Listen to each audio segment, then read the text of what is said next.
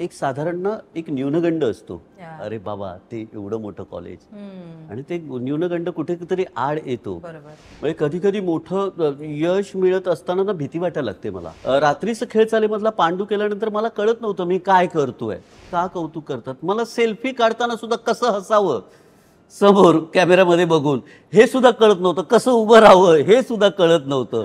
मी एका production हाऊसला runner म्हणून काम केलं. त्या एका कलाकाराने बंद करा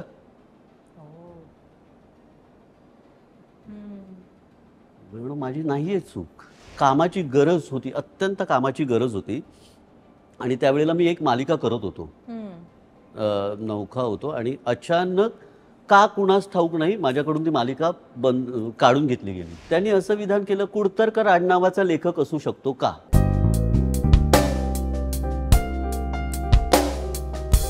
PNG ज्वेलर्स प्रस्तुत #त्याची गोष्टच्या नवीन एपिसोडमध्ये मी स्वागत करतेय उत्तम लेखक आणि अभिनेता प्रल्हाद कुडतरकर याचं. नमस्कार. नमस्कार.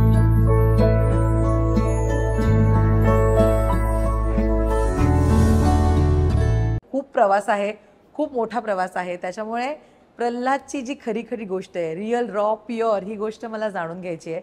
पण सगळ्यात आधी मला सांग, कसा आहेस, व्हॉट्सअप काय चाललंय. छान, मस्त आहे, छान, मजेत चाललंय मजेत चाललंय. खरं तर लेखक म्हणून तू माहितीयेस प्रेक्षकांना आणि त्याच्यानंतर पांडू म्हणून प्रेक्षकांनी तुला बघितलं. असं असतं ना की आपण काम करताना एक वेगळी व्यक्ती असतो, पण पडद्यामागे आपलं आयुष्य वेगळं असतं. प्रल्हाद, ऍक्शन आणि कटच्या मागचं तुझं आयुष्य नेमकं कसं आहे. मी मुळात गिरण गावातला, भोईवाडा गाव अशा ठिकाणी राहायचो, ज्याचं गिरणगावमध्ये परळमध्ये भोईवाडा गाव असं गाव आहे. म्हणजे छान, तू तिथे गेलीस ना तर तुला गावासारखा फील येईल, जिथे एक मोठा घेर असलेलं, म्हणजे साधारण मुंबईतलं सगळ्यात मोठा घेर असलेलं झाड आहे. हा, गोरख चिंचेचं. जे गोरख चिंचेचं झाड आहे, जे तुला मे महिन्यात त्याला एकही पान दिसत नाही आणि पावसाळा झाला की अख्खं झाड ते भरलेलं असतं. म्हणजे हे एक छान निसर्गाची जादू आहे. अशा त्या भोईवाडा गावात माझा जन्म झाला. आणि आधी काहीच ठरवलं नव्हतं की या क्षेत्रात यायचं, काय करायचं, काहीच ठरवलं नव्हतं. पण आमच्या गिरणगावामध्ये जी मंडळ आहेत, लहान लहान मंडळ आहेत, ही आपल्याही कळत नकळत आपल्याला घडवत असतात. आणि मला वाटतं प्रल्हाद कुडतरकर तिथे घडलेलं आहे. म्हणजे तिथे मी माणसं बघत आलो, ती माणसं ना आता आपल्या मालिकांमध्ये दिसतात. तिथे स्पर्धा व्हायच्या, जिथे वक्तृत्व स्पर्धा असेल, कथाकथन स्पर्धा असेल, अशा वेगवेगळ्या स्पर्धा व्हायच्या. आणि मग त्या स्पर्धेतून ना आपण बरंच काही शिकत जातो. आपण शिकायचं या उद्देशाने कधीच ती स्पर्धा करत नाही, पण आपण इन्व्हॉल्व्ह होऊ लागतो, आपल्याला कळत जातं. आणि मी प्रसंग सांगेन, जेव्हा माझ्या डोक्यातही नव्हतं की आपण लिखाण करणार आहोत, हे माझ्या डोक्यातही नव्हतं, की दिवाळी होती. म्हणजे मी एक साधारण 5वी 6वीत असेल, दिवाळी होती आणि कथाकथन स्पर्धा. आणि त्यावेळेला रॅप केलेली बक्षिसं मिळायची. अरे ह्या वेळेला आपल्याला बक्षीस मिळालं पाहिजे, मग त्या रॅप पेपरमध्ये काय असेल असं. आणि मी कथाकथन स्पर्धेत नाव दिलं. गोष्ट सांगायची, आपल्याला कथाकथन म्हणजे तेवढंच माहिती असतं ना त्या वयात, एखादी जाऊन गोष्ट सांगायची आहे. आणि मग ही गोष्ट काय सांगायची याचा विचार करत होतो. बाजूला दिवाळीचा सगळा माहोल, फुलबाजा हे, आणि एका पॉइंटला एक फुलबाजा माझ्या पायाला लागला. माझा पाय भाजला. एक साधारण 5 वाजता. आणि एक 7-8 वाजता त्या स्पर्धा सुरू होतात ना. मग ते औषध मलम हे करता करता अरे बापा, आता आपण गोष्ट कशी सांगायची. पण मला तर जायचंय, माझे मित्र जात आहेत, सगळे गोष्ट कशी सांगायची. आणि माहित नाही ग, मी गेलो स्टेजवरती आणि काय गोष्ट सांगितली ते मला सुद्धा कळलं नाही. मी गोष्ट तयार करत गेलो तिथे स्टेजवर गोष्ट तयार करत गेलो, लोकांचा रिस्पॉन्स बघत गेलो. तेव्हा याला रिस्पॉन्स, हा रिस्पॉन्स असतो हे माहितही नव्हतं त्या वयामध्ये. पण गोष्ट तयार करत गेलो काहीतरी, आणि नंतर मला बक्षीस मिळालं. पण तेव्हा सुद्धा ध्यानीमानी कुठेच नव्हतं की आपण पुढे जाऊन गोष्टी सांगायच्या आहेत. तर मला वाटतं परळ लालबाग मधल्या हे संस्कार आहेत जे सणांमधून येतात, जे आजूबाजूच्या माणसांकडून येतात आणि त्या मातीकडून येतात, तर ते आपल्याला घडवत जातात. आणि असा कलाकार म्हणून प्रल्हाद कुडतरकर घडला. पण सोबत कॉलेज हो. म्हणजे मला पर्सेंटेज सुदैवाने चांगले होते हुशार 10वीला. होतास तू? हुशार होतो असं म्हणणार नाही, पण अभ्यास केला होता मी. ओके. म्हणजे साधारण 79 होते मला 10वीला. आणि त्यावेळी 79 हे खूप असायचे. आणि तेव्हा असं झालं की आता काय करायचं, 79 एक रिच्युअल असतं ना, 79 पडलं म्हणजे सायन्स. सायन्स. हे सगळ्यांना असं वाटतं आता सायन्सला जाणार. आणि तेव्हा असं झालं की इंजिनिअरिंगला सुद्धा जाऊ शकतो, पण इंजिनिअरिंगच्या फीज तर तेव्हा ती कंडिशन नव्हती तशी. तर माझे मित्र काही इंजिनिअरिंगला गेले, मग मी म्हटलं मी सायन्स करतो. आणि मग सायन्स करायचं म्हटल्यावरती रुईया कॉलेजला नाव लागलं होतं, रुपारेलला नाव लागलं होतं. पण मी म्हणालो मग इथे परळचंच कॉलेज करतो. कारण हे कितपत सांगणं योग्य आहे नाही आहे मला माहीत नाही, पण ना एक साधारण ना एक न्यूनगंड असतो, अरे बाबा ते एवढं मोठं कॉलेज, आणि ते न्यूनगंड कुठेतरी आड येतो. बरोबर. पण मग मी म्हणून मी आपल्याच इथल्या कॉलेजच्या आपल्या आजूबाजूची मुलं असतील हे असतील, पण तो न्यूनगंड मी आज चांगला म्हणतो, कारण त्याच्यामुळे मी MD कॉलेजला गेलो. वा. आणि MD कॉलेजने घडवलं. मग तिथे एकांकिका करत गेलो. एकांकिका करता करता खूप धमाल मजा मस्ती आम्ही करायचो. 70 मुलं असायची ग. आणि सिनियर सगळे अंकुश चौधरी, भरत जाधव हे रिहर्सलला यायचे, त्यांना बघतोय आपण, आणि त्यांना बघितल्यामुळे आपल्याला कळतं की अरे आपण हे करू शकतो. म्हणजे बोर्ड लागलेला की तुम्ही नाट्य मंडळात या ज्यांना कोणाला काम करायचं आहे. आणि माझ्या डोक्यात असं काहीच नव्हतं. काहीच नाही. माझा एक मित्र होता, तो मला घेऊन गेला. तो 4 दिवसांनी तिथून निघून गेला. मी कायमचा तिथे राहिलो. आणि मग एकांकिका करत गेलो. मग मजा यायला लागली. पहिलेच माझे दिग्दर्शक संतोष पवार होते. वा. आणि त्यातली एक गंमत सांगतो. पहिली एकांकिका होती पहिल्या बापाचा पहिला मुलगा नावाची, संतोष पवारांनी बसवलेली. तर त्याच्यामध्ये गाणं होतं. म्हणजे आपण काय करावं आणि काय करू नये हे मी त्यावेळेला शिकलो. की गाणं होतं आणि विवेक मेस्त्री नावाचे संगीतकार होते त्या एकांकिकेचे. आणि 70 मुलं बसलेली. ओके. आणि 70 मुलं बसलेली असताना त्यांनी एक कडवं सांगितलं गायला. मला शब्द अजूनही लक्षात आहे. माझी माता भवानी माता, तुझं माझी माता, भक्तांना तारेसी, संकटे हारेसी, कृपा करी आता. हे शब्द होते. आणि शब्द सगळे गुणगुणून 70 जण ते गाणं म्हणतायत. आणि संगीत दिग्दर्शकाने माझा आवाज त्या 70 जणांमध्ये ओळखला. वा. वा नाही, त्यानंतर मला म्हणाला तू गाऊ नकोस. ओके. एवढा वाईट गायला? एवढं वाईट गायलो मी. ओके. त्यानंतर मला कळलं की ओके ठीक आहे, आपण फक्त अभिनयावर कॉन्सन्ट्रेट करायचं, गाणं नको. तर अशा गमती जमती होत. त्यानंतर संतोष पवार लिहत असताना मी सहज त्यांना विचारलं होतं, ते लिहायचे तिथे, की सर कसं जमतं तुम्हाला? आपल्याला कुतूहल असतं ना. आणि संतोष पवार म्हणजे यदा कदाचित तर आपण पारायण केल्यासारखं पाहिलेलं म्हणजे संतोष पवार. आणि मग मी त्यांना एकदा विचारलं, सर कसं जमतो असं लिहायला? तर त्यांनी एक साधी गोष्ट सांगितली की पाण्यात पडल्याशिवाय पोहता येत नाही. आणि मग मी विचार केला, चला पाण्यात पडून तरी बघूया आपण. म्हणून मग तो प्रवास सुरू झाला. आणि खूप गमती जमती करत आम्ही हे गेलो. बऱ्याचदा हरणंही आलं, पण त्या हरण्यामुळे काय करू नये हे शिकलो. आणि मला वाटतं जिंकल्यावर ना गणितं तयार होतात. बरोबर आहे. की अशा पद्धतीने जिंकू शकतो, पण हरल्यानंतर आपण आपली गणितं तयार करायला लागतो. तर मला वाटतं ती गणितं तयार करता करता मग अभिनय करत गेलो, मग दिग्दर्शन करत गेलो, मग लेखक वेळेत देत नव्हते, मग लिहत गेलो. ओके. अपघाताने झालेला लेखक असं आहे तर ते.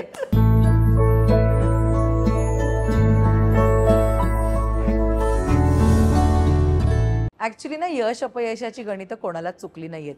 यश अनेकदा आपल्याला हुरवून टाकतं, पण अपयश आपल्याला परिस्थितीची जाणीव करून देतं. मला सांग, अपयश जेव्हा पदरात येतं, तू आता उल्लेख केलास की हार सुद्धा आली, ते किती लर्निंग देणार होतं? मी एकच नेहमी ठेवलं की हे जे झालंय ना ते चांगल्यासाठी झालंय. म्हणजे कधी कधी मोठं यश मिळत असताना ना भीती वाटायला लागते मला. बरोबर. हो हो हो हो मला कसं फेस करायचं हे कळत नाही. म्हणजे रात्रीचं खेळ चालेमधला पांडू केल्यानंतर मला कळत नव्हतं मी काय करतोय, अगदी खरंच कळत नव्हतं. आणि आम्ही साधारण पहिले 100 एपिसोड लोकांना एक्सपोज झालोच नव्हतो. आणि 100 एपिसोडला डायरेक्ट, आणि नंतर कळलं की काय केलंय आपण, आणि बरं हे का कौतुक करतात. मला सेल्फी काढताना सुद्धा कसं हसावं समोर कॅमेऱ्यामध्ये बघून हे सुद्धा कळत नव्हतं, कसं उभं राहावं हे सुद्धा कळत नव्हतं. ओके. तर मी फक्त एवढंच देवाकडे मागितलं त्या वेळेला की जेव्हा मी वरती झाले एकदा पाड परत उभं राहण्याचा प्रयत्न करेन. ओ बापरे, आता आपल्याला असं हवं ना, इन्स्टंट यश हवं असतं. हो हो हो, कारण ते करत राह की पुढे मला जागाच दिसत नाहीये, ही वेळ येऊ नये, प्रोग्रेशनची जागा दिसत नाहीये, ही वेळ कधीच येऊ नये. तेव्हा ती प्रोसेस पुन्हा एकदा एन्जॉय करायला खूप मजा येते. म्हणजे एखादी एकांकिका गेली ती हरलो की आपण ती नव्याने परत कशी करता येईल ह्याचा विचार करतो. म्हणजे मला वाटतं एकांकिकेच्या बाबतीत हे व्हायचं, कारण मालिकेच्या बाबतीत मालिका होत राहतात, मग पुढे पुढे पुढे पुढे पुढे पुढे होत राहतात, तिथे मध्ये मध्ये चूक सुधारण्याची संधी असते. सिनेमा एकदा शूट झाला की त्याच्यानंतर संधी मिळत नाही. नाटक एकदा फ्लोवर गेल्यानंतर प्रयोगागणित फुलत राहतं. पण एकांकिका ही अशी असते की आपण सारखे सातत्याने प्रयत्न करत असतो. प्रत्येक स्पर्धेला वेगळं काहीतरी शोधणं, वेगळं काहीतरी शोधणं, ज्या चुकीच्या गोष्टी आहेत त्या सुधारणं. तर ही जी गोष्ट आहे ना ती शिकवून गेली की जर आपण पुढे गेलो की एकदा परत मागे यावं, परत एकदा स्वतःला तपासून पाहावं, स्वतःला ॲनालिसिस करावं, आपण केलेलं आपल्यालाच आवडतंय की समोरच्यालाही आवडतंय ह्याचा त्रयस्थ म्हणून एकदा विचार केला पाहिजे. आणि मग सारखी सारखी परत मागे आल्यावर परत शर्यत आपल्याला करायची आहे, परत आपल्याला शर्यत करायची आहे. ही प्रोसेस फार गमतीशीर आहे. ही मला वाटतं सगळ्यांनी ना करून पाहावी, परत मागे यावं आणि परत बघावं. म्हणजे एक सिरियल संपल्यावरती पुन्हा दुसऱ्या सिरियलचा पहिला भाग लिहिताना आजही हात कापतात. हो, किंवा एक भाग लिहून झाल्यावर दुसरा भाग लिहितानाही हात कापतात. आणि मला वाटतं जोपर्यंत ही भीती आहे तोपर्यंत चांगलं काम होऊ शकत नाही. खरंय खरंय. आणि ना आपण जेव्हा या क्षेत्रात येतो तेव्हा नो डाऊट काही फॅमिली बॅकग्राऊंड नसताना इकडे जम बसवणं ही बिलकुल सोपी गोष्ट नाहीये. अनेकांकडे लिगसी नावाची गोष्ट असते, अनेकांकडे नसते. मला सांग, अशा वेळी जेव्हा आपल्याला कोणाचंही पाठबळ नसतं तेव्हा इकडे स्वतःचं बस्तान बांधणं, प्रल्हाद, एक तर तुझ्यासाठी ते कसं होतं, सोपं होतं, खूप कठीण होतं, लर्निंग तर तू म्हणालास की अनेकदा हार सुद्धा आली, ती जर्नी कशी राहिली? माझ्या घरात बिलकुल बॅकग्राऊंड नाही आहे, काहीच नाही. पण बाबांना नाटक आवडायचं. अच्छा. म्हणजे बाबा नाटक पाहायचे, त्यानंतर नाटक ऐकायचे कॅसेट्स आणून, आणि ना ते संस्कार नकळत होत गेले, ती गोष्ट आवडायला लागली. म्हणजे आमचं ठरलेलं असायचं जेव्हा चंद्रलेखाचा 31 डिसेंबरच्या रात्री 12 वाजता प्रयोग असायचा पूर्वी, तर तो प्रयोग माझे बरेच 31 डिसेंबर 31st नाईट ही नाटकांमध्ये गेली आहे. आणि असं असताना फक्त बाबांना आवड होती, पण मग मी रिहर्सल करायला लागलो. एकांकिकेत गेलो कॉलेजमध्ये, तर हां एकांकिका करतो ठीक आहे, पण सायन्सलाच लक्षात ठेव, अभ्यासही झाला पाहिजे. म्हणजे हाताला धरून अभ्यासाला बस असं बाबांनी कधीच केलं नाही. हां, तुझं तुला कळलं पाहिजे. नंतर असं झालं की मला ह्या क्षेत्रात करिअर करायचं आहे. कर म्हणाले. कर, पण जबाबदारी तुझी असेल, कारण क्षेत्र तू निवडतोयस. आणि मग असं करताना अभिनय नाटक केलं मी, गणपती बाप्पा मोरया. तर त्या नाटकाला चांगला रिस्पॉन्स होता, योगेश सोमणांनी लिहिलेलं नाटक. तर त्या नाटकाला रिस्पॉन्स होता. आणि आपण करत जातो ना, पण सगळे सोर्स नसतात आपल्याला तेवढे. म्हणजे माझ्या नशिबाने मला 13वीला पहिलं कमर्शियल नाटक मिळालं. आणि त्याच्यानंतर एक नाटक मिळालं. पुढे काय? बरोबर. हां, पुढची दिशा आपल्याला दिसत नसते. मग हळूहळू ना तो काळ गेला. मग साधारण 12वी झाली, 13वी झाली. पण आता जाणवू लागलं की आता आपली जबाबदारी म्हणून काहीतरी आहे घरच्यांबद्दल. आणि जर मला या क्षेत्रात करिअर करायचं असेल तर मला बाहेर नाही पडायचं आहे, तर मला या क्षेत्रात राहून सिस्टीममध्ये उतरून मला मार्ग शोधायचा आहे. मग म्हणा आता या क्षेत्रात जे काम मिळेल ना ते करायचं. आणि मग अशा वेळेला एकीकडे एकांकिका करत असताना एकांकिकेला खर्च असतो, आपलं येणं जाणं असतं, पण कितीही करायचं. मग मी एका प्रोडक्शन हाऊसला रनर म्हणून काम केलं. हो, म्हणजे मी टेप ज्या असतात त्या पोहोचवायचो. हां, जेवणाचे डबे पोहोचवायचो. हा. म्हणजे अंधेरी लक्ष्मी इंडस्ट्रीजपासून अंधेरी स्टेशनपर्यंत पहाटे मी चालत यायचो. ओ. ओके. आणि त्यानंतर रात्री इथून संध्याकाळी डबा घेऊन जायचो, रात्री तिथे थांबायचो. मग मी तिथे ना एडिट शिकायला लागलो. संजय गायकवाड नावाचे एडिटर होते त्यावेळेला. एविड आलं होतं आय थिंक सो. तर एडिट मी शिकायला लागलो, तिथे बसायला लागलो आणि मला ते सुद्धा आवडायला लागलं. मी त्याच्यावरती सुद्धा बोटं फिरवायला लागलो. पण आता मी इथे आलोय तर फक्त डबा पोहोचवण्यासाठी आलोय का? तर डबा पोहोचवण्यासाठी नाही आलो. तर मला इंडस्ट्रीत मग हे पण मी शिकून घेईन. मग मी काही काळ ते शिकलो. आणि मग मी टेप पोहोचवायला जायचो वरळीच्या झीच्या ऑफिसला. तर तिथे त्या ऑफिसमध्ये काच आहे आणि आतमध्ये एडिट रूम्स आहेत ज्याच्यावरती लाल दिवे असायचे. तर मी टेप द्यायचो तिथे त्या टेबलवरती आणि ते लाल दिवे पाहायचो की यार मला आतमध्ये कधीतरी जायचंय, बघायचंय इथे काय आहे ते. आणि माझ्या नशिबाने मला महेंद्र कदमांचा फोन आला. महेंद्र कदम दिग्दर्शक, त्यांचा फोन आला की तू मला असिस्ट करशील का होम मिनिस्टरसाठी? मी म्हणालो हो.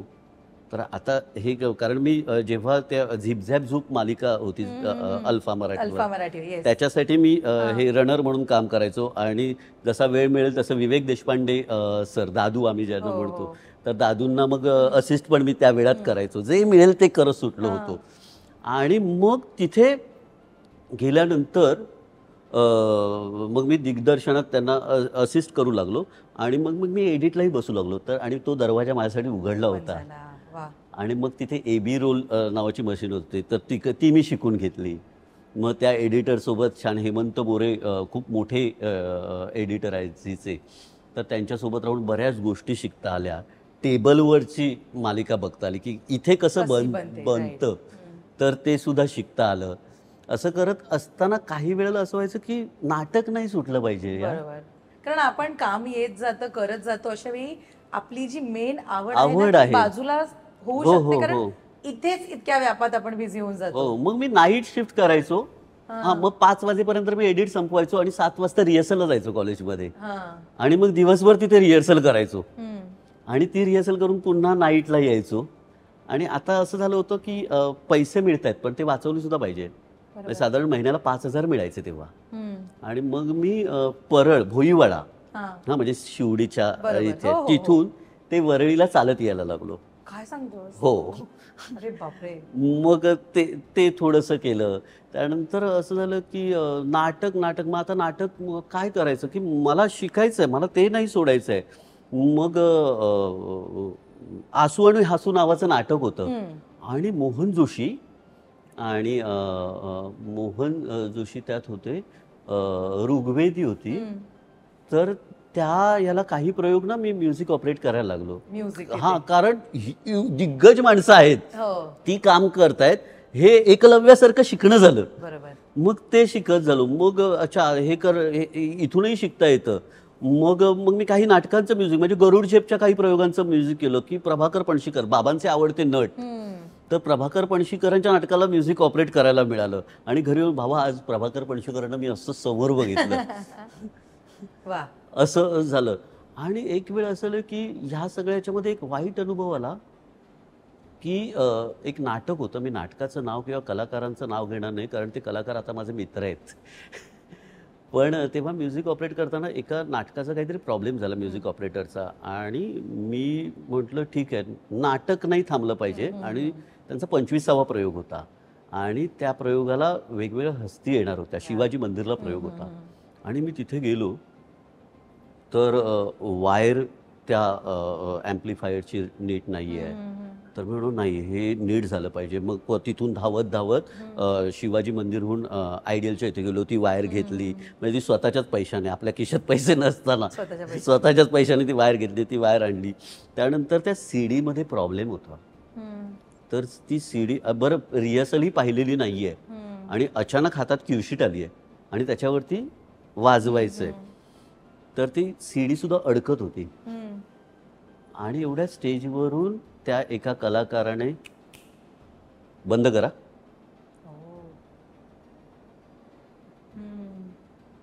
माझी नाहीये चूक, मी काही केलं नाहीये, मी त्या नाटकाचा प्रयोग व्हावा म्हणून मी आलोय. आलोय बरोबर. हा, मी याचे पैसे द्या असं सुद्धा नाही म्हटलेलं आहे.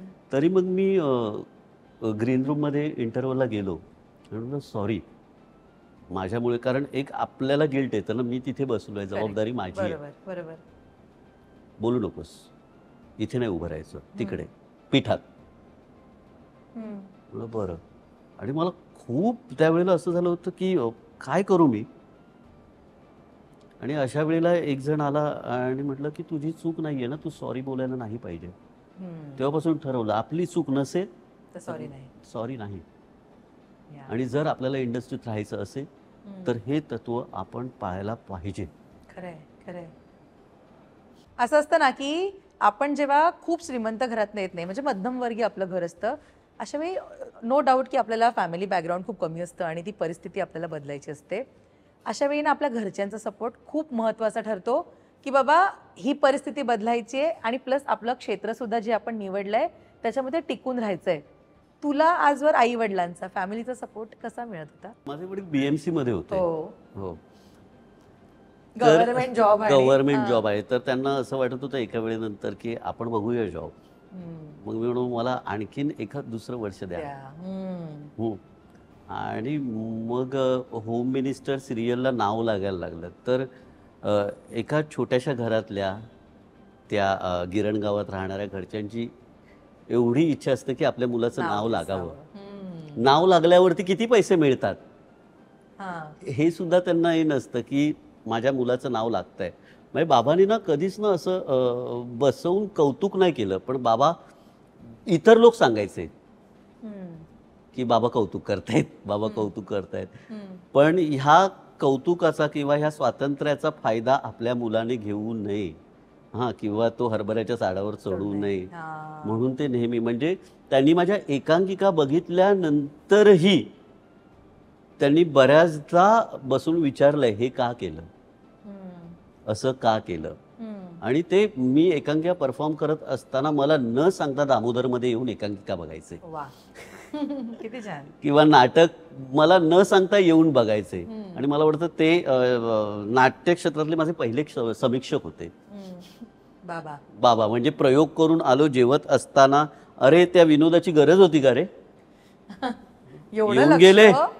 हो हो हो हो, येऊन गेले हे तेव्हा कळायचं मला, तोपर्यंत कळायचं नाही की नेमका हा काय करतोय याच्याकडे लक्ष ठेवून होतं. बरोबर आहे. नाहीतर ना क्षेत्राबद्दल मिसकन्सेप्शन खूप असतात. इकडे आल्यावर म्हणजे सुरुवातीला तसं होतं की अभिनय क्षेत्रात गेलं किंवा इंडस्ट्रीत गेलं की माणूस वाया जातो, व्यसन लागणार, अशा प्रकारचे समज होते. आणि जे चित्र आपल्या पॅरेंट्स लोकांना, आपल्या आई वडिलांना दिसायचं त्याच्यावर विश्वास ठेवायचा. राईट. तुझ्या घरच्यांनी तुला असं काही कानमंत्र दिले होते का की जातोयस पण जरा नीट राहायचं? हो हो हो हो हो, अगदीच अगदीच हे कानमंत्र दिले होते. आणि मला वाटतं ती जी भीती होती ना ती आतापर्यंत टिकून आहे. त्याच्यामुळे इकडे तिकडे नाही, सरळ सरळ. तू रंगभूमीचा अनेकदा उल्लेख केलास आता बोलताना, एकांकिका नाटक. खरं तर इतकं लाईव्हली गोष्ट आहे ना ही, प्रत्येक नटाच्या आयुष्यात घडणारी रंगभूमी, की किती काय काय शिकवते. तू म्हणालास की एवढ्या मोठ्या मोठ्या कलाकारांना तू परफॉर्म करताना बघितलेस. म्हणजे तुझ्या मते आत्ता प्रल्हाद जे काही आहे त्याचं किती टक्के श्रेय रंगभूमीला आहे? आयुष्य बदलणारं आहे का पूर्ण? 100% श्रेय आहे. कारण जर मी तिथे उभाच राहिलो नसतो, ती आवडच निर्माण झाली. म्हणजे टीव्हीवरचे कलाकार पाहून ह्या क्षेत्रात जावं असं मला कधीच वाटलं नाही. टीव्हीवरती कलाकार म्हणण्यापेक्षा मालिका पाहून, तर त्या प्रोसेसमध्ये मजा यायला लागली. आणि म्हणजे मालिका करतानाही ना मी कलाकारांना, जर सहकलाकार असेल त्याला रिहर्सल करूया, म्हणजे आम्ही रात्रीच खेळ चालीच्या रिहर्सल करायचो सीनच्या, की मला रिहर्सल हवी, मला प्रोसेसची मजा हवी. म्हणजे मी लिहत जरी ते असलो तरी मी माझ्यातला लेखक बाजूला ठेवलाय, मला वाक्य आठवत नाहीत, आता आपण रिहर्सल करूया. तर ह्या सवयी, शिस्त जी आहे ती स्टेजने लावलेली आहे. आणि मला वाटतं ती जर तुमच्या शिस्त असेल कामाची, म्हणजे अमुक एका वेळेला रिहर्सलला पोहोचायचं आहे, तर ती रिहर्सलला ती वेळ पाळायची. म्हणजे त्याच्यानंतर पनिशमेंट. पण मला आठवत नाही की मी रिहर्सलला कधी उशिरा गेलोय. म्हणजे मी झीमध्ये काम करत असताना एडिटला, तरी मी रिहर्सलला 7 वाजताच पोहोचायचो काम करून. मधली झोप स्किप, अरे बापरे. 1 तासाची झोप, बाकी झोप स्किप. अरे बाबा. तर मला वाटतं ही शिस्त रंगभूमीशिवाय कुठून येऊ शकत नाही. नाही खरंच यार. आणि ना तुम्ही कलाकार, रंगभूमीवर काम करणारे कलाकार मी आता पण बघितलं खूप पक्के असता वेळेच्या बाबतीमध्ये. ऑन टाइम आला होतास तू आता. पण हे कोणाकोणाकडे बघत तू शिकत गेलास? कोण होते इन्स्पिरेशन तुझं तेव्हापासून? मी म्हणजे बऱ्याच कलाकारांना असं मी पाहिलेलं आहे आधीच्या पिढीतल्या. दुर्दैवाने आत्ताच्या पिढीत नाही होत असं. बरोबर आहे, खरं आहे. आणि म्हणजे आमच्या पिढीत काही कलाकार आहेत जे वेळ पाळतात, पण 70% कलाकारांचं असं होतं, अरे आला गेला निघाला. तर नाही पाळली जात. मी साहेब नावाची एक सिरियल करायचो, मी मराठीवरती लिहायचो. आणि मला वाटतं अगदी सुरुवातीच्या काळात तेव्हा आपलं ऑब्झर्वेशन असतं ना प्रत्येक कलाकारावरती, ज्याच्यामध्ये विक्रम गोखले होते आणि ते वेळेच्या बाबतीत. आणि विक्रम गोखलेंचे किस्से ऐकले होते बरेचसे वेळेच्या बाबतीत, की 7 वाजता पॅकअप आहे, 7 वाजता मी निघणार, तोपर्यंत काही करा, मी तुम्हाला विचारणार नाही. त्यानंतर सुधाचंद्रन त्यामध्ये आल्या होत्या, एवढी मोठी कलाकार. हां.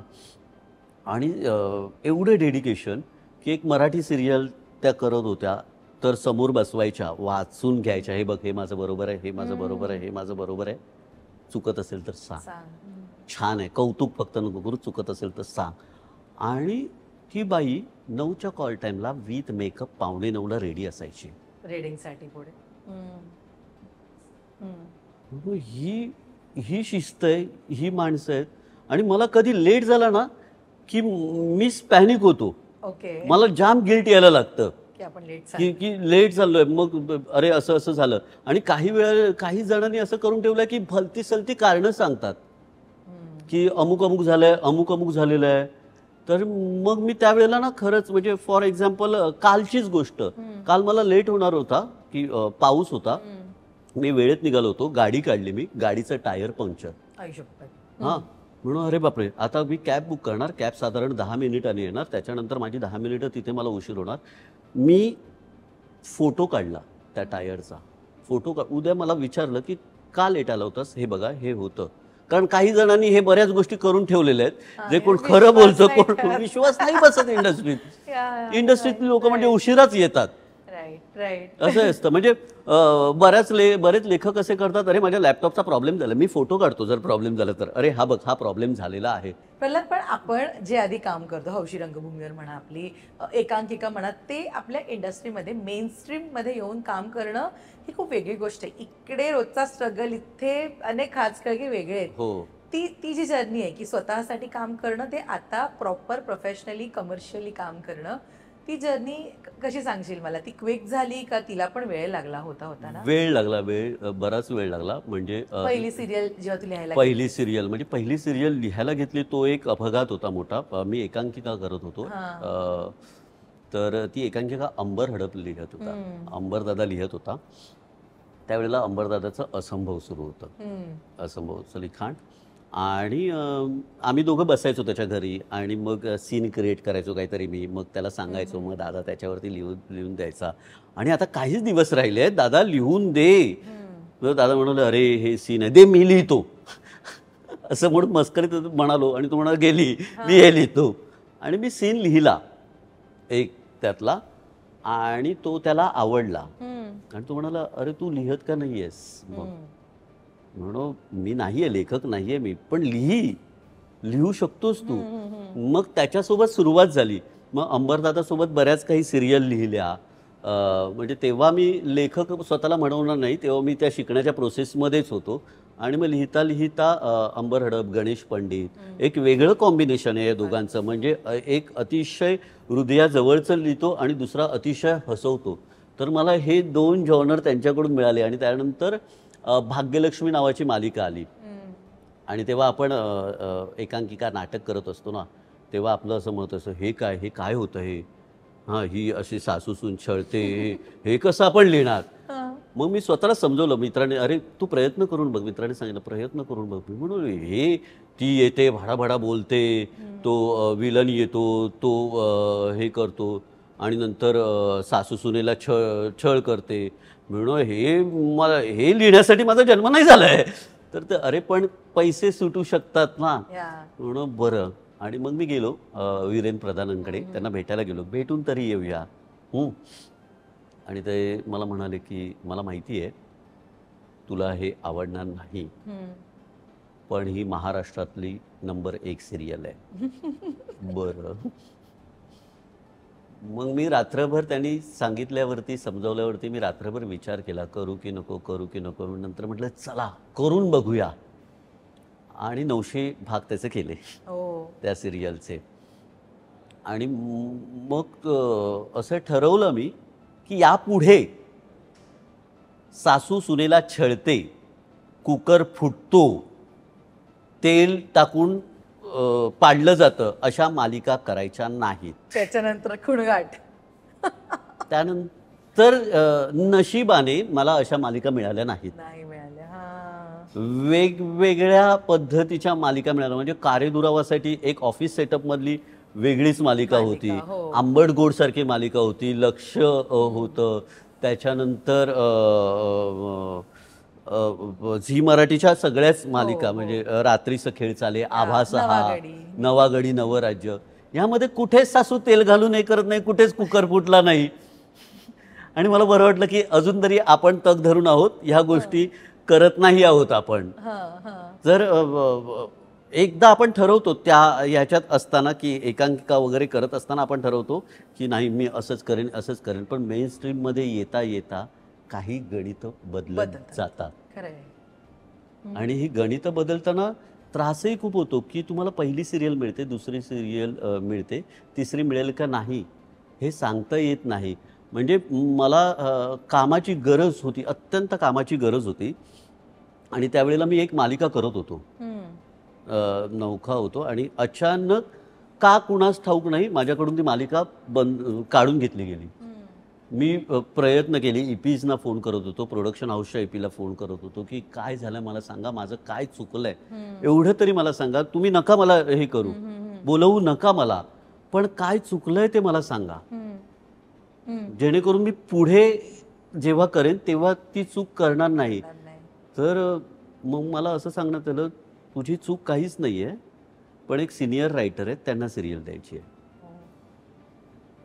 मी म्हणालो बरं ठीक आहे. म्हणजे मला रिझन कळलं, मला त्या सिनियर आहेत, त्या अधिक छान लिहू शकतात, तर तुम्ही द्या त्यांना. आणि त्यानंतर परत एकदा तो काम शोधण्याचा स्ट्रगल सुरू झाला. आणि तिथे सेटवरती यांचं असं झालं की प्रल्हाद असा का लिहितोय, प्रल्हाद असा का लिहितोय. आणि मग त्यांना सांगितलं की प्रल्हाद नाही लिहत आहे आता. अच्छा. मग त्या कलाकारांनी सगळ्यांनी सांगितलं की परत प्लीज प्रल्हादला बोलवा. आणि ती मालिका परत तुझ्याकडे आली, माझ्याकडे आली अगदी शेवटपर्यंत. मग एक काळ असा सुद्धा झाला की ती मालिका संपली, आता काम करायचं आहे. मग मी फोन करू लागलो, कारण ती आपली गरज असते. बरोबर. तर तेव्हा आपल्याला फोन करावे लागतात. तर काही असेल तर सांगा, काही असेल तर सांगा. आणि तर मग नाव सजेस्ट केलं गेलं. तर एक निर्माते आहेत, त्यांनी असं विधान केलं, कुडतरकर आडनावाचा लेखक असू शकतो का. म्हणून आडनावावरून तुम्ही लेखणी कशी पारखू शकता. Correct correct correct. त्यानंतर त्याच निर्मात्याने आता काही वर्षात मला विचारलं लिखाणासाठी, पण म्हणजे आता तो राग वगैरे मनात नाहीये, पण मी त्यांना सांगितलं की सर माझ्याकडे वेळ नाहीये.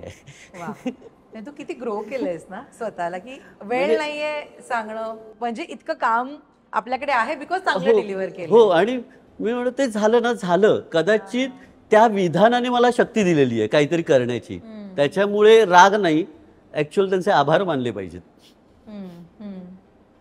की हो कुडतरकर नावाचाही लेखक असू शकतो. खरंय. आणि आज खूप छान रिलेशन आहेत, आणि त्यांना मी कधी ही गोष्ट बोलूनही नाही दाखवली सर असं झालं होतं, पण खूप छान रिलेशन आहे. ती मागची गोष्ट आहे ना, कदाचित त्यांचं ते विधान त्यांच्या तोंडून त्यासाठीच निघालं असेल की आज आपण बोलावं, सॉरी सर माझ्याकडे वेळ नाहीये. आई गं, तू लेट गो खूप करतोस गोष्टी, असं धरून नाही ठेवत. हा मला नाही, फार नाही. आणि अगदीच काही झालं ना तर मात्र मी नाही बोलू शकत. म्हणजे माझे काही मित्र आहेत, मी नाही बोलत त्यांच्या नंतर की मी बऱ्याचदा असं कुठल्या कंपूमध्ये एकतर मला राहायला आवडत नाही. माझा कंपू म्हणजे ग्रुपचा भाग नाही. ग्रुपचा मी भाग नाही. मी सगळ्यांबरोबर हाय बाय तेवढं. मी पार्टीजना जास्त दिसणार नाही. 7 वाजता सुरू झालेल्या पार्टीत मी 7:30 वाजता गेलेलो असतो. ओके. कारण आपण ज्या उद्देशासाठी गोड कसा आहेस तू छान हा हे मला नाही जमत. जर मी एखादा मूवी बघितला मला नाही आवडला तर मी बोलणं टाळतो. पण खोटं बोलता मला येत नाही. अरे छान होता हा हे मला बोलता येत नाही. त्यामुळे मी बोलणं टाळतो किंवा मी मूवी पाहिलाच नाही असं म्हणतो मी. पण मला असं नाही बोलता येत की छान होता किंवा पार्टीजला हॅलो आपण भेटू आपण नक्की काम करू. हे ती कला अजून मला अवगत नाही झालेली आहे आणि कदाचित म्हणून मी कुठल्या ग्रुपचा भाग नाहीये. तुला किती वर्ष झाले असतील अंदाजे या इंडस्ट्रीत? साधारण 15 वर्ष झाली. 15 वर्ष झाली. एक साधारण 36 मालिका लिहिल्या. आई गो, सोपं नाहीये 36 मालिका लिहिणं. कारण एक जसं तू मगाशी म्हणालास 1 मेल 2 मेल 3री मेल 4थीसाठी काय आणि ना ह्याच्यासाठी आधी आपला बेस स्ट्रॉंग असणं किंवा तितकं भारी काम डिलिव्हर करणं खूप गरजेचं असतं. या 36 मालिकांपैकी कधीतरी अशी मुवमेंट होती जेव्हा तुला असं वाटलं की थोडी मोनोटोनी येते आपण ब्रेक घेऊया? केलंय. तुला पाहते रे तर मी गावगाता गझली करत होतो आणि त्यावेळेलाच तुला पाहते रे साठी मला विचारलं होतं आणि तुला पाहते रेचे मी सुरुवातीचे काही एपिसोड लिहिले आणि मग हे नाहीये मला थांबायला हवं. काहीतरी पाट्या टाकण्यापेक्षा मला थांबायला हवं. मी भेटलो इपीजना आणि म्हणालो की मला थांबायला हवं मला नाही आवडत आहे माझं लिखाण. आणि मग मी थांबलो. कदाचित मला त्या थांबण्याचा आनंद झाला जेव्हा ती मालिका हिट झाली. कारण आपण एका प्रोजेक्टवरती अन्याय केला असता. म्हणजे तसंच झालं की अग्निहोत्राचा मी डायहार्ड फॅन होतो. अभयदादाचं सगळं लिखाण मला खूप खूप खूप प्रचंड आवडायचं. तर सेकंड अग्निहोत्र होतं आणि त्यावेळेला रात्रीचं खेळ चाले 2 ह्याचं सुद्धा शूटिंग चालू होतं लिखाण चालू होतं. तर मला फोन आला होता की अग्निहोत्र तू लिहिशील का. मी म्हणालो त्यांना मी प्रामाणिकपणे माझं मत सांगितलं की मी अग्निहोत्राचा डायहार्ड फॅन होतो. हां हे अग्निहोत्राच्या बाबतीत. आणि दुसरं रात्रीचं खेळ चाले ही मालिका माझा जीव आहे ज्या मालिकेने मला उभं केलं. आणि अशा वेळेला एका वेळेला ह्या अशा 2 मालिका घेऊन मला या दोन्ही मालिकांवरती अन्याय नाही करायचा आहे. त्याच्यामुळे मी एकच लिहितो आता. पण मी नक्की एपिसोड पाहीन अग्निहोत्र 2चे. कारण ते अभयदादाने एवढं करून ठेवलेलं आहे की कधी कधी म्हणजे यांचं प्रभावळकरांचं हसवाफसवीमधलं वाक्य आहे जागा दिसते पण पोचता येत नाही. तर ह्या अशा लेखकांच्या ना जागा दिसत असतात. म्हणजे अरुणा जोगळेकरांचे उंच माझा झोकाचे संवाद. तर या जागा दिसत असतात नाही पोचता येत.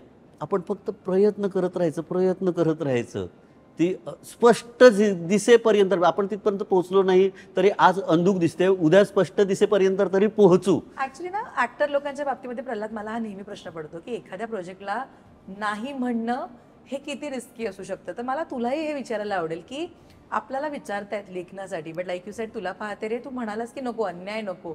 ते नाही म्हणणं ना याला गट्स पाहिजेत. बिकॉज यू नेव्हर नो ते सेम प्रोडक्शन हाऊस तो सेम प्रोड्युसर उद्या आपल्याला एका मोठ्या मालिकेसाठी विचारेल का. असा डायलेमात कधी तू असतोस की आत्ता नाही म्हणूया बापरे उद्या विचारतील का. कारण शेल्फ लाईफ आपल्याकडे फार मोठं आहे का तर तसंही नाहीये. करेक्ट. म्हणजे तो डायलेमा आजही असतो. आजही फोन येतो. दुर्दैवाने ना मालिकांमध्ये लेखक खूप कमी आहेत आणि त्याच्यामुळे काही जे लेखक आहेत मोजके हाताच्या बोटावर मोजणे एवढे त्यांना सारखं विचारलं जातं. तर असे फोन आल्यावर ना अरे निर्माता चांगला आहे मित्र म्हणून आहे किंवा यांचा आधी एक प्रोजेक्ट केलाय पण आता वेळ नाहीये आपल्याकडे. बरं पण ह्यांना नाही कसं म्हणू. पैसा हे सगळं मागे राहिलं पण माणूस म्हणून ही माणसं खूप चांगली आहेत. तर ह्यांना नाही म्हणू कसं शकतो मी. तर असं बऱ्याच वेळेला होतं कारण ही म्हणजे मी प्रोजेक्ट नंतर हे काम देतील की नाही हा प्रश्न वेगळा आहे. पण काही माणसं इंडस्ट्रीत अशी आहे की यार ह्यांच्यासोबत काम केलं पाहिजे, तर त्यांना नाही म्हणताना आजही जीवावर येतं. जीवावर येतं. म्हणजे उदाहरण सांगायचं झालं तर विद्याधर पाठारे, हो. अतुल केतकर, शर्मिष्ठा आहे त्यामध्ये. अशी माणसं आहेत ना की एक तर कमर्शियल गणित या सगळ्यांची चोख असतात. चोख. हो. आदेश बांदेकर म्हणजे सोहम प्रोडक्शन यांची चोख असतात कमर्शियल गणित. त्यामुळे आपल्या डोक्याला ताप नसतो की ते येत राहणार. हां, आपण काम करायचं आहे फक्त. पण माणूस म्हणूनही एवढे छान असतात ही माणसं की एक पॉझिटिव्ह म्हणजे यांना विद्याजींना मिठी मारली की एक पॉझिटिव्ह एनर्जी येते. अतुल सरांना भेटलो केतकरांना की 4 गोष्टी शिकता येतात. शर्मिष्ठाबरोबर मजा मस्ती करता येते. अशी ही माणसं आहेत ती जवळची माणसं आहेत आणि त्यांना नाही म्हणताना बऱ्याच वेळेला ती आपली द्विधा मनस्थिती होती. अरे यार काय सांगू. मग कधी कधी असं होतं की फोन टाळूया का. पण फोन टाळणं बरोबर नाही वाटत. मग मी थोडा विचार करतो असं होतं. तर ती गोची 100% होते. अजून तेवढा धाडसी नाही झालोय मी. नाही मला वेळ नाहीये. अच्छा. ते अजून चाचतो आपण की आपण बोलूया का. नाही आज सकाळचीच गोष्ट आहे. एका प्रोड्युसरने फोन केला, अरे तू करशील का. तर थोडा बिझी आहे तर काही दिवसांनी आपण बोलूया का. तर ते होत राहतंय. अजून तेवढं धाडस नाही आलंय. आणि ते येऊ नये कधी धाडस असं मला वाटतं. असं असतं ना की लिहित जातो. तुम्हाला ब्रेक बद्दल सांगितलं. पण एखादा असा प्रोजेक्ट असतो जो आपल्याला एकतर माणूस म्हणून घडवायला मदत करतो, आपल्यातला कलाकार म्हणून घडवायला मदत करतो, लर्निंग असतो. कारण तो इतका प्रत्येक गोष्टींनी भरलेला असतो. मला सांग तुझ्यासाठी असा कुठला प्रोजेक्ट ठरला की बस दॅट्स इट, की हेच काम आहे ज्याच्यासाठी मी या क्षेत्रात आलोय, ज्याच्यासाठी मी इतकी मेहनत केली. असं काही घडलंय आजवर. म्हणजे याचं उत्तर बेस्ट उदाहरण रात्रीचे खेळ चाले. पण एक गंमत झाली की प्रत्येक मालिकेतलं प्रत्येक पात्र लिहिताना खूप मजा यायची. ते पात्र अधिक लोकांच्या जवळ कसं जाईल हे आपण विचार करत असतो. याच्या साठी आपण आयुष्य काय जगलो, हां, किंवा आपल्याला आयुष्य कसं जगायचं आहे, आपली स्वप्न काय आहेत किंवा लोकांना कोणती स्वप्न बघायला आवडतील, हे करत असताना आपण त्याला ना त्या पात्रांमध्ये ना आत्मा ओतत असतो. कॅरेक्टर स्केच आपण म्हणतो पण ॲक्च्युअल त्याच्यामध्ये आपण आत्मा ओतत असतो आणि आपले अनुभव त्याच्यात टाकत असतो. किंवा एखादा पात्र वागला तर काय रिॲक्ट व्हायचं हे लिहिताना आपल्यातला प्रल्हाद रिॲक्ट होत असतो कधी कधी. आणि भाषा पात्राची असते. तर हे जे आहे ना की माणूस म्हणून प्रत्येक पात्र माणूस म्हणून घडवत असतं आपल्याला. आणि मला वाटतं लेखक म्हणून साधारण 36 मालिका करत असताना अशी कैक पात्र लिहिली गेली आणि त्या प्रत्येक पात्राने आपल्याला काही ना काही दिलेलं आहे. आणि म्हणून ना शेवटचा जेव्हा भाग असतो ना की आपण लिहत असतो तेव्हा ना यार आता ही पात्र आपल्याला नाही भेटणार परत. हे एक फिलिंग असतं ना, हे पात्र आता आपण नाही लिहिणार आहोत परत. हे फिलिंग ना खूप असं जड करणार असतं. कारण ते प्रत्येक पात्र आपल्याला खूप हलवून टाकतं त्या एक 400 एपिसोडच्या प्रवासात. अरे 400 भाग झाले, आता अजून किती भाग होणार आहे असं आपण म्हणतो लिहिता लिहिता. पण जेव्हा जेव्हा ते संपत येतं ना तेव्हा मग तो पहिल्या भागाचा प्रवास आठवतो जिथून आपण सुरू केलाय आणि आता शेवटचा भाग आहे. आता आपण जे लिहू हे त्या पात्राचं शेवटचं वाक्य असणार आहे. त्याच्यानंतर ही फिलॉसॉफी आपण वापरणार नाही आहोत, ही भाषा नाही वापरणार आहोत, ही पात्र नाही वापरणार आहोत. तर आता जे काय आहे ना ते ह्या पात्रात झोकून द्यायचं.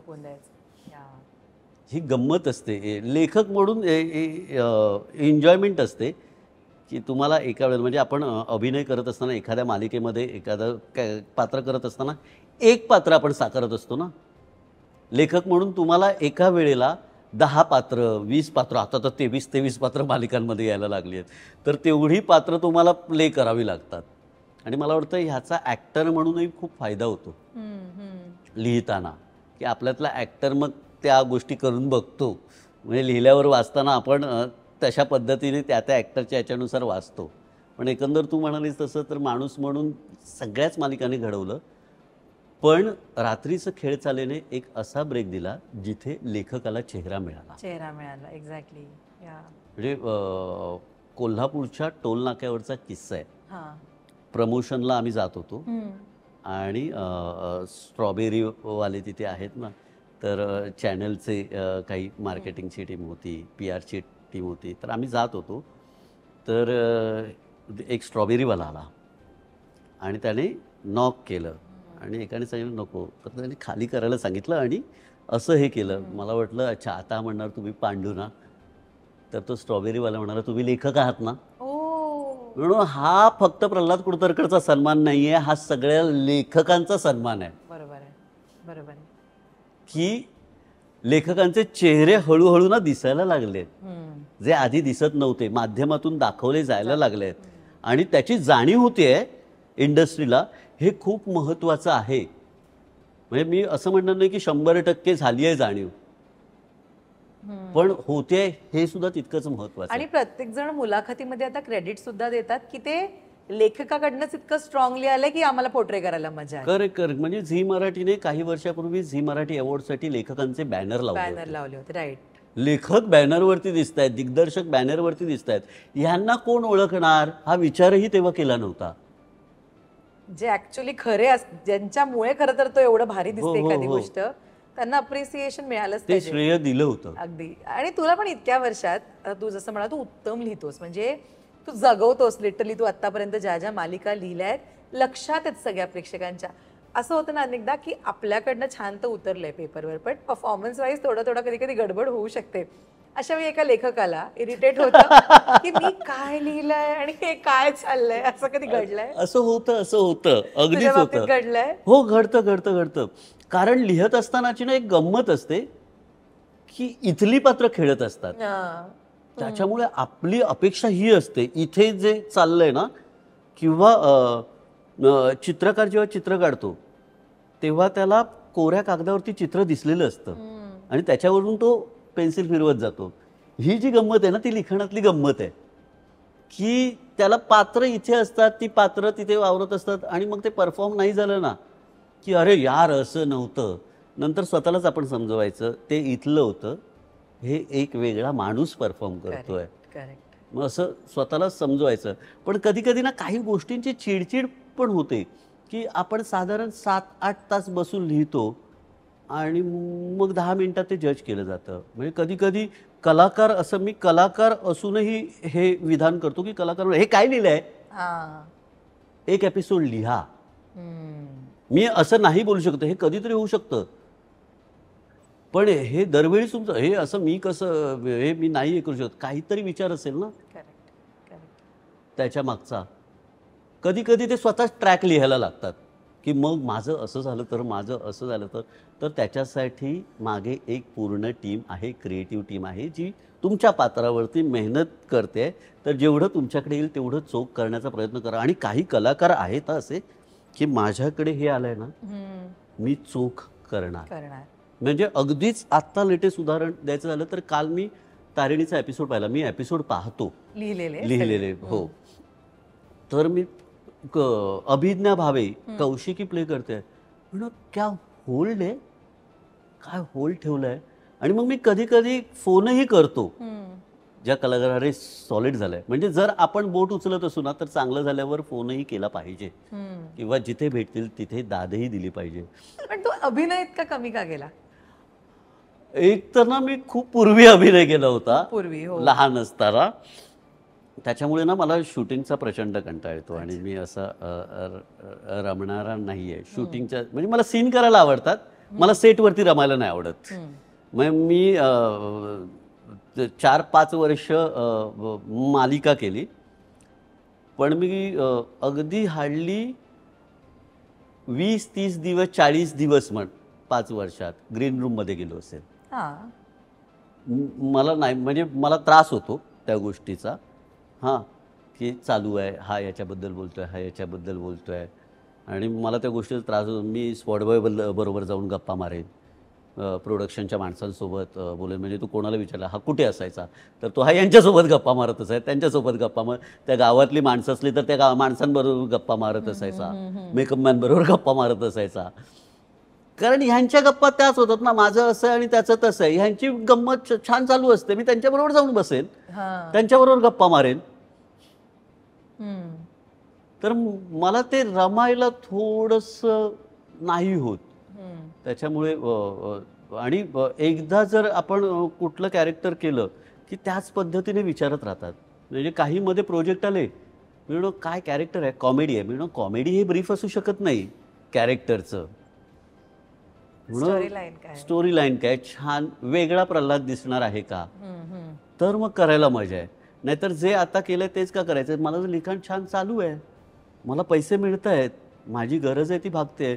मग जर मला मनापासून जे काम करायचं आहे अभिनय, ते मग मी निवडक काम करेन, पण जे समाधान देऊन जाईल. पण या चकाकणाऱ्या इंडस्ट्रीमध्ये म्हणजे मी आत्ता तुला जवळजवळ 4थ्या 5व्यांदा भेटली आहे आणि मी तुला बघते ना, तू नेहमी असा फार साधा राहतोस, व्हेरी डाऊन टू अर्थ, प्रत्येकाशी बोलणार वगैरे. या एवढ्या चकाकणाऱ्या इंडस्ट्रीमध्ये प्रल्हाद ही साधी राहणीमान, हे साधं राहणं कसं जमतं? काय टॉनिक आहे पाय जमिनीवर ठेवायचं? पाय जमिनीवर ठेवायचं टॉनिक म्हणजे मी जिथून आलोय तिथेच ते टॉनिक मला मिळालंय, तिथेच बाळकडू मिळालंय की आपण कुठून आलोय हे विसरू नये, का आलोय हे विसरू नये. आणि मला म्हणजे आम्ही जेव्हा मित्र भेटतो शाळेतले, तेव्हा सुद्धा मला इंडस्ट्रीतल्या गप्पा आवडत नाहीत. ओके. आपण शाळेतल्या गप्पा मारूया ना, म्हणजे सांगतो मी तसं की नको यार त्याच्या, कारण तिथे गेल्यावर पुन्हा तेच आणि त्याच्यामुळे. आणि जेव्हा खूप आपण त्याच्यामध्ये जातो ना की आता रात्रीचं खेळ झाले सुरू झालं आणि त्याच्यानंतर मग ओळखायला लागले लोक, मग फार लोकांमध्ये जाता नाही आलं, अनुभव कमी झाले ना माझ्या लिखाणातले. मी माणसांना नाही बघू शकत ना, तर थोडा वेळ थांबून माणसांमध्ये जाऊया. कारण जर मी त्या माणसांबरोबर नाही वावरलो, त्यांच्याशी गप्पा नाही मारल्या, तर सगळी पात्र वरवरची होतील. एवढा विचार करतोस तू? बाप रे. कारण मग आता तू गावगाथा गझालीमध्ये जी पात्र पाहिलीस, रात्रीचं खेळ चालेमध्ये जी पात्र पाहिलीस, ती माझ्या गावातली आहेत. वेगवेगळी पात्र. गावगाथा गझालीची तुम्ही फॅन आहे. तर ती गावातली म्हणजे कोविडच्या वेळेला सगळे हॉटेल्स बंद झाले आणि आम्ही तिथून निघालो कोकणातून की आता आपल्याला मुंबईला जायचं आणि हॉटेल्स बंद सगळे.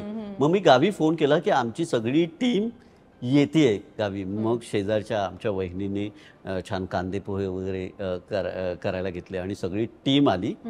आणि टीम आल्यानंतर ते बघायला लागलं त्या म्हाताऱ्या काकू वगैरे, अरे ह्या त्या आहेत का, ह्या त्या आहेत का, इधर से लाता है तू. मग तो मोनेवाळा रेफरन्स, माझ्या गावात एक अशी नदी आहे ज्या नदीला आवाजच नाहीये, आवाज नाहीये, त्याचं नाव मोनेवाळ. मग त्या मोनेवाळाचा रेफरन्स आला. तर ह्या गोष्टी फिरल्याशिवाय मिसळल्याशिवाय नाही सापडत. त्याच्यामुळे जर आपल्याला लिहत राहायचं असेल तर मला वाटतं जमिनीवर राहावं लागेल. आणि माझं असं होतं की मी श्रीमंत माणसं फार नाही रंगवू शकत, पण आपल्या आजूबाजूची पात्र रंगवताना मग मला खूप मजा येते. चाळीतलं पात्र रंगवताना मला मजा येतं, कारण ती पाहिलेली आहेत ना, ती आपण आजूबाजूला जगलोय त्या माणसांसोबत. तू मगाशी उल्लेख केलास की तू नोकरी केली, त्याचे पैसे तू मला सांगितलीस, पण जी आपली आवड आहे ते म्हणजे सुरुवातीला एकांकिका, त्याच्यानंतर मालिका, चित्रपट, नाटक, ह्या इंडस्ट्रीमधली तुझी ती पहिली कमाई किती रुपये होती? You remember? आत्ता किती मिळालेले तुला? अगदी पहिली कमाई सांगायची तर 150 रुपये. 150 रुपये? 150 रुपये म्हणजे 150 रुपये म्हणजे बसचं वगैरे येणं जाणं असं होतं ते. त्याच्यातच संपायचंय पैसे सगळे, पैसे संपायचे. म्हणून मी लक्ष्मी इंडस्ट्रीज पासून अंधेरीपर्यंत सकाळी चालत यायचो. म्हणजे मी डबे पोहोचवायचो, टेप पोहोचवायचो, पण ह्या काळात मी बाहेर खायचो नाही. घरचा टिफिन घरी जाऊन जेवायचो किती उशीर झाला तरीही. म्हणजे मी कॉलेजमध्ये असताना एक माझ्या खिशात पैसे नाही आहेत, मी रिहर्सलमधून बाहेर पडणार नाही, चल आपण वडापाव खाऊया असं कोण म्हणालं तर नाही, मी रिहर्सल करतो, मला हे वाचायचं आहे. कारण आपल्या खिशात पैसे नाही, आपण बाहेर कशाला पडायचं. बरोबर बरोबर. कुणाच्या तरी पैशावर मला जाम टेन्शन येतं, कुणाच्या तरी पैशावरती. म्हणजे बरेच जण विचारतात तू फिल्म का नाही करत, तर माझ्याकडे गोष्ट कन्फर्म असली तरच मी करेन, कारण कोणतरी माझ्या विश्वासावर पैसे टाकणार आहे. Right right. आता सिरियलचं आपल्याला एपिसोड दिले की क्रेडिटने मिळतं. बरोबर. हां, म्हणजे आपण ते काम करून झालेलो असतो. म्हणजे मला आता शर्मिष्ठा राऊत म्हणाले, अरे लेखकाचं कसलं क्रेडिट, हां तुझं ह्या महिन्याचं झालं, नको मला नाही आहे सवय शर्मिष्ठा, तू 2 महिन्यांनी दे पैसे. लोड येतो. ही मॅच्युरिटी कुठून आली आहे एवढी? एवढी परिस्थितीतून आलेली आहे की काही म्हणजे पैसे नसताना जे आपण शिकत जातो ना, True. त्याच्यात मला बँक अकाउंट हल्ला ना, कमी झालं ना, की माझ्या गरजा कमी होतात. की नाही बाबा अमुक अमुक एवढ्या आहेत ना आपल्या गरजा, मग एवढं हे करूया. आणि आता असं झालंय की लोन असतं, अमुक असतं, तर त्याच्यामुळे आता आपण किती त्या चौकटीत राहू शकतो. आणि गरजा वाढत गेल्या ना, आणि भीती, खूप प्रसिद्धीची भीती पण वाटते. आपल्या गरजा वाढत जातात, आपलं राहणीमान वाढत जातं. Lifestyle. आणि मग नंतर जेव्हा कधीतरी एखादा फ्लॅट पिरियड येतो तेव्हा आता काय करायचं? आता काय करायचं, हा त्याच्यापेक्षा प्रश्न आपण येतो. सवयच नाही लावून घ्यायची या सगळ्याची. How inspiring. वा, खूप मस्त. म्हणजे आपलं काही बिघडत नाही ना, आपण काम करतोय, पैसे येत आहेत, फक्त कुठेतरी लिमिटेशन्स ठेवावे म्हणजे स्वतःवरती. कुठल्याही परिस्थितीमध्ये जगता आलं पाहिजे. ही जगता सवय आलं लावली पाहिजे. आहेस तू स्वतः. हो, हो, हो, हो, खूप हो, हाय, जेव्हा खूप पैसे येतील तेव्हा ती लाईफस्टाईल सुद्धा आणि जर कमी आहे किंवा नाहीच आहेत, बिकॉज पैशांचं सोंग कधीच आणता कधीच येत नाही नाही. आणता येत. हां. तर त्याच्यातही जगता आलं पाहिजे या सगळ्या. त्याच्यातही जगता आलं पाहिजे. मला आजही वडापावच आवडतो. हम्म. म्हणजे मी तुला किस्सा सांगतो. पहिल्यांदा जेव्हा मी मॉलमध्ये गेलो, हां. म्हणजे आता हल्ली 5वी 6वीतच मुलं मॉलमध्ये जातात, त्या पार्टीज मोबाईल करतात. पण असतात मी आजकाल 5वी 6वी मुलांकडे. एक 14वी 15वीला मॉलमध्ये गेलो होतो मी. आणि मॉल चेक करतात ना, असे त्याचे हात हे करतात ना, आपण चेक करण्यासाठी हात असे हे करतात. हात तर त्याने हात असा हे केला, मी त्याला हात मिळवलाय. मला कळलेलंच नाहीये की काय करायचं. काय करायचंय. आई गं. म्हणजे एकदा बांदेकर आणि मी नागपूरच्या मॉलमध्ये आम्ही गेलो होतो. हां. आणि आपण असे असतो ना, अरे हे काय, कारण आपल्याला 5,000 मिळतात, त्याच्यात फक्त आपण बघू शकतो. बरोबर, 100% खरं आहे. तर आपण फक्त बघू शकतो. तर बांदेकरांनी मला एक मंत्र दिला होता, घ्यायचं नसलं ना काही तरी हात खाली ठेवायचं आणि असं फिरायचं. पण आजही मी असं फिरत असलो आणि कोणतरी कॅच आहे असं म्हटल्यावरती असा हात येतो, हा देखता हो. तू असं खूप स्पेंड करायला बिलीव्ह नाही करत, खूप खर्च करूया स्वतःवर. हा म्हणजे कधीतरी होतो, पण करत राहा, शॉपिंग करत राहा, हे मला नाही अजून जमत नाही. मोठ्या मोठ्या दुकानात जाताना मला भीती वाटते, नको हे दुकान नको, हे दुकान नको. पण ती म्हणजे मला खूप पूर्वीपासून वाटायचं क्रॉक्स घ्यायचे. मी आतापर्यंत 6 ते 7 वेळा क्रॉक्स घेण्यासाठी गेलोय, हां. पण आतापर्यंत कधीच घेतले नाहीत मी का? क्रॉक्स. कारण ते 5-7 हजाराच्या चपला आपण कशाला घ्यायच्या. आई गं. हा म्हणजे तिथे गेल्यानंतर मी स्वतःला विचारतो, ही गरज आहे. आणि मग बायको चिडते, इथे येणार घेणार नाही. बरं असं नाही की आता अशी कंडिशन आहे सुदैवाने की ते घेऊ शकतो, हो. पण नंतर गेल्यावर खरंच आपल्याला गरज आहे का याची. किंवा ही एवढी भारीतली चप्पल आपण किती वेळा किती वेळा वापरणार मी. आणि अत्यंत मी असा माणूस आहे की मी कधी काही हरवू शकतो, मी कधी काही तोडू शकतो. आणि आता बायकोने सारखी ही जाणीव करून दिल्यानंतर माझा विश्वास बसलाय की आपण खर्च करताना किंवा एखादी गोष्ट घेताना विचार करावा. आणि ते लक्झरियस आयुष्य आहे की हो, हो. स्वतःचं घर, स्वतःची गाडी, खूप बँक बॅलन्स, खूप स्वतःवर खर्च. परत या सगळ्या गोष्टी तुला यायला उशीर झाला तुझ्यापर्यंत का वेळेत आल्या? यायला उशीर झाला, पण कदाचित मला वाटतं तीच वेळ होती त्या गोष्टी येण्याची. मिळायची. कारण तो जर मी अनुभव घेतला नसता त्या सगळ्या कंडिशनमधला, म्हणजे अगदीच काही काळासाठी मी KM हॉस्पिटलमध्ये पेपरही टाकलेत. हां. हो म्हणजे सुरुवातीला मी दुधाच्या पिशव्याही हे केल्या आहेत. माझे वडील मग सकाळ पहाटे उठून दूध हे करायचे, मग मी आणि KM हॉस्पिटलमध्ये पेपर टाकताना तर असे असे किस्से मी ऐकले आहेत. आपण ज्यासाठी थांबलो होतो PNG ज्वेलर्स म्हणजे अस्सल चकाकणारं सोनं. आणि आत्ता जी मी तुझी गोष्ट जाणून घेतली ना, खूप जास्त प्युअर आहे आणि खूप रिअल गोष्टी.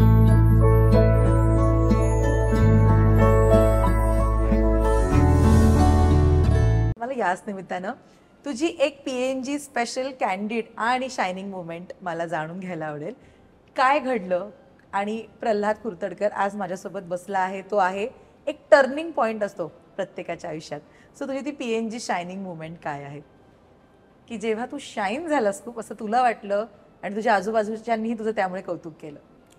म्हणजे मला वाटतं की परत मी ते सांगेन रात्रीचं खेळ चालेल. रात्रीच काय हा चालेल. म्हणजे स्ट्रगल हा चालूच होता, तो कधी संपणार हे माहीत नव्हतं. आणि अचानक की मी रात्रीचं खेळ चालेल लिहायचं असं फक्त ठरलं होतं आणि पांडू हे कॅरेक्टर तयार केलं मी. आणि त्याच्यानंतर बऱ्याच ऑडिशन्स झाल्या आणि एक दिवस मला रात्री फोन आला की हे तू करतोयस. रात्री 12:30 आणि 12:30 वाजता आलेले फोन आपण ग्राह्य धरत नाही. कुठल्या परिस्थितीत आला असेल. मी म्हणून हां बस झाली मस्करी आणि फोन कट केला. पुन्हा सकाळी फोन आला की तू करतोस. मी म्हणून मला नाही करायचं आहे. अरे ते तुला वाचनात दिसतंय, तुला कळलंय ते पात्र, तर तू कर ते पात्र. आणि म्हणून अरे पण तिकडे जाऊन शूटिंग, मला जाम कंटाळ येतो शूटिंगचा. म्हणून कमी दिवस लागतील. म्हणून नक्की. आणि त्याच्यानंतर ते कमी शूटिंग सुरू झालं, दिवस कमी लागत होते आणि लोकांचा हळूहळू रिस्पॉन्स जसा यायला लागला तेव्हा मला असं झालं आपण आपल्यासाठीच लिहायला लागलोय की काय. आणि त्यानंतर बराच काळ मी तिथे शूटिंग करत होतो. आणि जेव्हा मी पहिल्यांदा शूटिंगवरून मुंबईला आलो तेव्हा गिरणगाव काय असतं हा अनुभव मला मिळाला. की मी जेव्हा आलो तेव्हा भोईवाड्यातल्या मी ज्या चाळीत राहत होतो त्या चाळीतल्या सगळ्या लोकांनी, म्हणजे आत्तापर्यंत हा पुरस्कार, सगळे पुरस्कार याच्या पुढे फिके पडतील, त्यांनी फुलांची रांगोळी काढली होती आणि त्याच्यावरती इसरलंय असं लिहिलं होतं. म्हणून हे आहे की हे आपलं हे कधीच नाही सुटू शकत, हे कधीच बदलू शकत नाही. जग बदललं तरी, आपल्यावर कुठलेही दिवस आले तरीही त्यांच्यासाठी प्रल्हाद जो होता तो त्यांच्यासाठी आजही आहे, उद्याही आहे आणि कायम राहणार आहे. आणि त्यांना जे कौतुक प्युअरली वाटतंय ना, माझ्या शेजारच्यांना, माझ्या घरच्यांना, ते कुणालाही वाटू शकत नाही कारण त्याचा स्वार्थच नाही आहे. आणि जेव्हा शेवटचा जेव्हा एपिसोड संपत होता तेव्हा माझे सगळे शाळेतले मित्र हे एकत्र आले होते बघायला आणि एपिसोड साजरा करूया म्हणजे पहिल्या सीझनचा. म्हणून ह्यांच्या बाबतीत म्हणजे इंडस्ट्रीत ना नाही म्हटलं ना तरी कुठेतरी असं असतं की आपण ह्याच्यासोबत केलं ना तर तो आपल्याला हे करेल आपलं. पण ही माणसं अशी आहेत ना की ह्या क्षेत्राकडे बघण्याचा त्यांचा दृष्टिकोन वेगळा आहे, तो फक्त आपल्यासाठीच आहे, त्याच्या मागे कुठलाही स्वार्थ नाही आहे. आणि मला वाटतं यांच्याबरोबरचा प्रत्येक क्षण आहे ना तो शायनिंग देणार आहे, तो प्रल्हादला घडवणार आहे आणि तो मुळातल्या प्रल्हादची आठवण करून देणार आहे. असं आहे तर. आणि ही जी माणसं आहेत ना प्रल्हाद, आत्ता ना खूप रेअर झाली आहेत. आता पटकन कोणी कोणाचं कौतुक करायला मागत नाही, किंवा जर एखादा माणूस पुढे जातोय ना तर नो डाऊट 2 माणसं असतील कौतुक करणारी, पण जी उरलेली 3 आहेत ना त्यांना डाऊट येतो की अरे एवढं कसं काय यश मिळतंय किंवा एवढा कसा काय हा माणूस पुढे जातोय. आणि खूप रेअर झालंय आता की एकत्र येऊन सेलिब्रेट करणं किंवा एकत्र येऊन कौतुक करणं जेन्युइनली. आणि तू तर हे खूपच बघितलं असेल. पण मला सांग, या सगळ्यात ना तुझी माणसं तर आहेत जी तू कमवली आहेत, पण अशा काही घटना असतात किंवा अशी काही माणसं असतात, एक्सपिरियन्सेस असतात जे आपल्याला खरी खरी दुनियादारी शिकवतात. इतक्या वर्षात, या 15 वर्षाच्या पिरियडमध्ये 36 मालिकांच्या या जर्नीमध्ये तुला रिअल दुनियादारी कोणी शिकवली असं तुला वाटतं? म्हणजे खूप गमतीचा भाग आहे हा की मी त्या माणसांची नावं नाही घेऊ शकत, पण त्या माणसांनी जे वागले त्याच्यामुळे कळलं की बॉस आता ही गोष्ट इथून पुढे करायची नाही. आपण मैत्रीत करायला जातो ती गोष्ट, तर आपल्या कामाशी कोणाची मैत्री करायला द्यायची नाही. मैत्री माझ्याशी करा, माझ्या कामाशी नका करू. हा खूप दुनियादारीचा एक महत्वाचा टप्पा आहे. हे लक्षात ठेवा. हो. आणि त्याच्यामुळे मला नाही त्या मी आता फोन आला ना की कोण आहे मी नाही म्हणून सांगतो.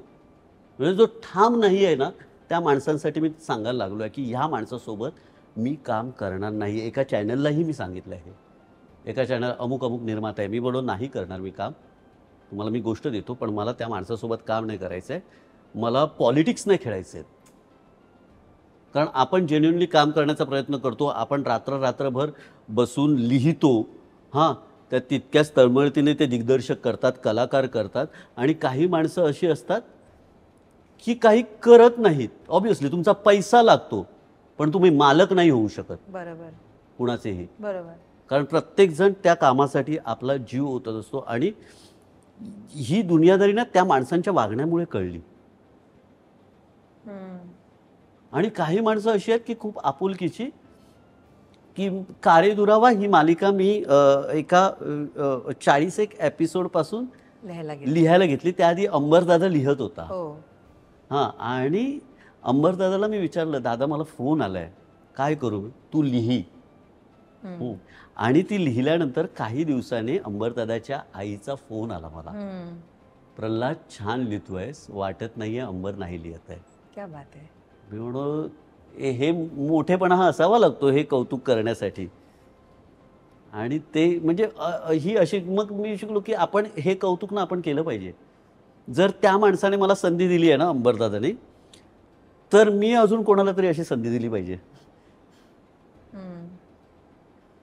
तर हा सुद्धा दुनियादारीचा एक भाग आहे. आणि हा भाग असा आहे की बॉस हे नाही करायचं. म्हणजे दोन्ही प्रकारची माणसं आहेत, ह्याच्यामध्ये आपण बॅलन्स राहिलं पाहिजे. आणि तुला बॅलन्स माणसं पण मिळाली, चांगली पण आणि इक्वली शिकवणारी सुद्धा. त्याच्यामुळे ही माणसं आपल्याला सांभाळून घेतात आणि ही माणसं शिकवत राहतात, हे करायचं नाही करायचं. आणि ते फार महत्वाचं असतं. एकदा आपल्याला कळलं ना काय करायचं नाहीये, की हो. बऱ्याच गोष्टी सॉर्ट होतात. हो हो हो हो, अगदीच अगदीच. हा अनुभव घेतलायस तू. हो हो हो हो. आता तू लिहितोयस, या तुझ्या मालिकांचा उल्लेख केलास, ते छान चालू आहे, तुझा चित्रपट सुद्धा आला. हो. पण ना एक प्रकारचं लिखाण प्रल्हाद, की जे तुझ्या स्वप्नातलं लिखाण म्हणूया, किंवा हे लिहायचंय मला, असं लिहायचंय, ज्याच्यासाठी मे बी तू प्रयत्न करत असशील किंवा पुढे जाऊन करशील काही वर्षांनी, जरा तेव्हा जेव्हा जरा फ्री होशील, असं कोणतं आहे विचारात लिखाण तुझ्या? म्हणजे आता नशिबाने ना असं चाललं होतं बराच काळ की मालिका चालू आहेत यार, एखादा सिनेमा केला पाहिजे, एखादी वेब सिरीज केली पाहिजे. आणि या वर्षात दोन्ही गोष्टी झाल्या. अंधारमायामुळे वेब सिरीज झाली, सिनेमा झाला, मालिका सुरू आहे. नाटक करायचं आहे का लवकर? हो, बरीच वर्ष झाली ना. बरीच वर्ष झाली. म्हणजे मी 2015ला झी गौरव मिळाला मला नाटकाला, आणि मला दिग्दर्शक म्हणून मिळालं. त्याच्यानंतर मी नाटकच केलं नाही. 10 वर्ष झाली. 10 वर्ष झाली नाटक केलं नाही. तर मला नाटक करायचं आहे. खूप विषय आहेत डोक्यात, अत्यंत जवळचे विषय आहेत, आपल्या माणसांमधले विषय आहेत. पण मला वाटतं नाटक करायला एक ती बैठक लागते की देतो मी लिहून. माझ्यामध्ये तो कॉन्फिडन्स अजून नाही आला आहे की जी गोष्ट जवळची आहे ती अशी वरवर लिहून चालणारी नाही आहे. त्यामुळे त्याच्यासाठी एक वेळ काढून छान नाटक लिहायचं आहे किंवा नाटकामध्ये काम करायचं आहे, काही करायचं, पण नाटक करायचं आहे मला. ऍक्टिंग कधी करायची? ऍक्टिंग नाटकामध्ये, नाटकातच ऍक्टिंगही करायची. एक मध्ये फोन आला होता एका नाटकासाठी, पण बरंच काही चालू असल्यामुळे पुन्हा की आपलं चालू आहे आपल्यामुळे थोडं ॲडजस्टमेंट करावं लागते. तर मला आपल्यासाठी कोणीतरी थांबलं आहे हे नाही आवडत, म्हणून मग मी नाही म्हटलं. पण आत्ता काहीतरी चालू आहेत घडामोडी मागे जरा. तर त्या घडामोडी जर सक्सेसफुल झाल्या आणि सगळं काही जुळून आलं तर कदाचित नाटकात काम करेन मी. ओके. पण असं असतं ना, तू लिहितोयस इतकं छान, अनेक पात्र तू घडवतोयस, म्हणजे जसं मी तुला विचारले ड्रीम रायटिंग, तशा कित्येकांना त्यांच्या ड्रीम भूमिका मे बी तू देतोयस आता तुझ्या लिखाणातनं. पण तुम्हाला लेखनावाईज सांगितलं, अभिनयावाईज कोणतं कॅरेक्टर? लाईक पांडू तर आता म्हणजे तो पुसणंच शक्य नाहीये, मी हे सुरुवातीलाच बोलली. असं कोणतं पात्र आहे किंवा कॅरेक्टर आहे जे प्रल्हादला करायचंय? मे बी तो लिहिल स्वतःसाठी किंवा आणखीन कोणी लिहिलेलं? मला आवडेल दुसरं कोणी लिहिलं तर तुझ्यासाठी. ओके. कारण एक वेगळी जबाबदारी येते ना दुसऱ्याने लिहिल्यावरती.